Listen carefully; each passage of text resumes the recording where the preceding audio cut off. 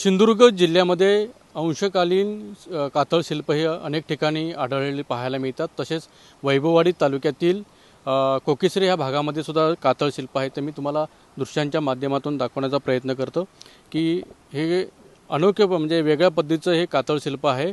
आणि सिंधुदुर्ग जिल्ह्यामध्ये आतापर्यंत जवळपास 100 ते 150 कातळ शिल्प जांभ्या दगडावरती म्हणजे कोरलेल्या शेतीमध्ये आढळलेली पाहायला मिळतात। आणि त्याला एक ऐतिहासिक असा वारसा देखील आहे। आणि हे आपण हे जर पाहिलं तर आपल्याला लक्षात येईल की एक असं सुंदर असं एक नक्षीकाम केल्यासारखं असं एक सुंदर असं हे एक कातळ शिल्प आपल्याला पाहायला मिळतं। आणि त्यामुळे वैभववाडी तालुका हा पर्यटनापासून वंचित आहे। आणि त्यामुळे हे कातळ शिल्पांच्या माध्यमातून नक्कीच त्याला एक उजाळी मिळणार आणि किंवा एक भर पर्यटनामध्ये देखील भर पडणार आहे। आणि या संदर्भात मग आपल्यासोबत जे इथले सरपंच आहेत त्यांच्याशी देखील आपण संवाद साधणार, कारण त्यांच्याच गावामध्ये त्यांच्याच एरियामध्ये हे कातळ शिल्प आढळून आलेले आहेत। आपण त्यांच्याशी संवाद साधण्याचा देखील प्रयत्न करणार आहेत। आणि असं सुंदर असं कातळ शिल्प या ठिकाणी पाहायला मिळतं। काय सांगाल, तुमच्याच गावामध्ये कातळ शिल्प आहे आणि म्हणजे एक वेगळं ऐतिहासिक वारसा असा लाभलेला असं पाहायला मिळतं, नेमकं काय सांगाल ह्याबाबत?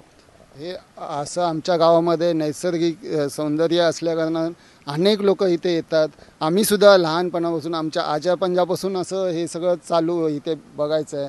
आणि इथे ह्याचं चांगलं डेव्हलपिंग व्हावं ह्यासाठी आम्ही सरकारच्या माध्यमातून सरकारला सांगत आहे की इथे एक ह्याचं पर्यटनाचं एक ठिकाण होईल आणि त्याची सरकारने दक्षता घ्यावी।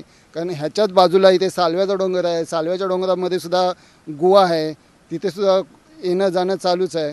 हे सगळं पाहता मला तरी वाटतं, मी सरपंच म्हणून मला वाटतं की माझ्या गावामध्ये असं कुठलं तरी एक ह्याचं नैसर्गिक ठिकाण व्हावं, पर्यटनाचं ठिकाण व्हावं। किती वर्ष झाली असतील साधारण ह्या कातळ शिल्पाला, म्हणजे काय तुमचा अंदाज आहे साधारण? मी तर हे लहानपणापासून बघतो, पण ह्याच्यापूर्वीसुद्धा आमचे आजोबा पंजोबा सांगतात की हे पांडवकालीन आहे आणि हे पूर्वीपासूनच आहे, कमीत कमी 201 वर्षाच्या पूर्वीचं असू शकतं।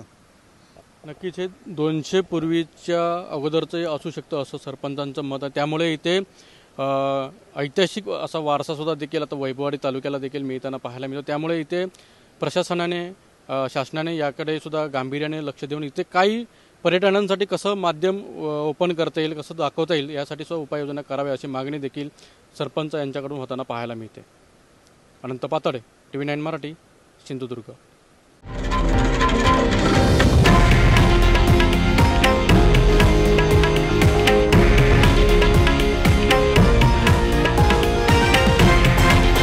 हे आहे देशातील नंबर 1 न्यूज नेटवर्क आणि आपण पाहत आहात TV9 मराठी, एकमेव।